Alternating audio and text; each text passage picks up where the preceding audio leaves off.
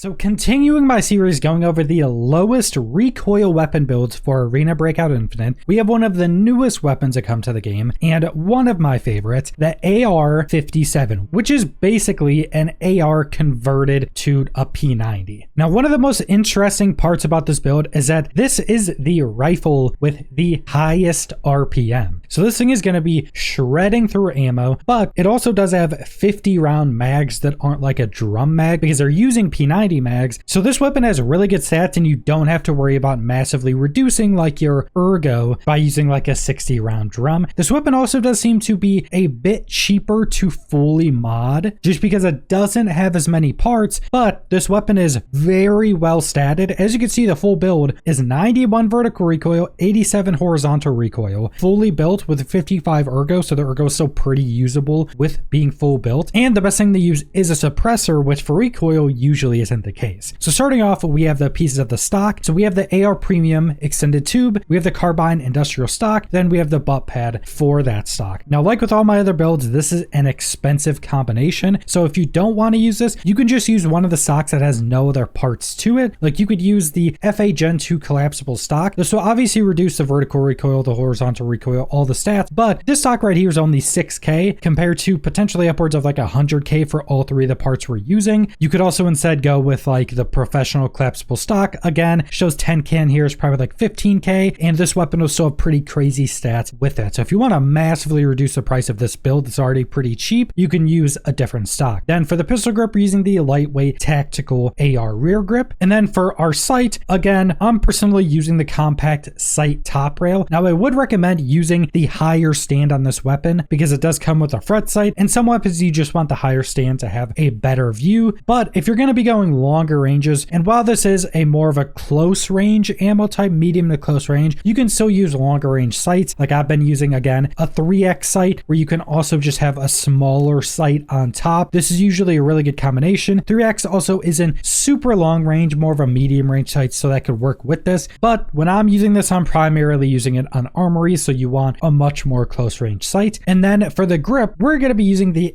AR compact tactical front grip, the really weird looking one that's really big. Now this thing is actually pretty cheap compared to most other grips, and that plays a little bit into why I chose this. But if you go and compare this to the grip we usually use, which is the lightweight tactical vertical front grip, that's sitting at 52K on here, meaning it's probably like 60 or 70K, but the stats are actually comparable. So if you go to the lightweight grip, it gives you +2 more horizontal recoil, but you lose -1 vertical recoil and -1 ergo. Now, I think with a lot of the weapons in this game, I personally feel the vertical recoil more. That's why I've used this grip. This front grip is also just so cheap, like we mentioned. It still has +1 ergo, and it has that better vertical recoil, just slightly less horizontal. But if you want more horizontal and you want to spend a lot more, use the lightweight tactical front grip instead. And then for the muzzle devices, it pretty much always comes with the P90 adapter, and then you can put the P90 suppressor on top of that. This also means that the best recoil version of this build uses a suppressor, which isn't true for most other weapons in the game. It also makes this weapon pretty strong, and the weapon still isn't super long, even with the suppressor, which if you're, say, using this on armory suppress, can actually become an issue with some weapons where your weapon's too long and it's hard to get it around corners as effectively.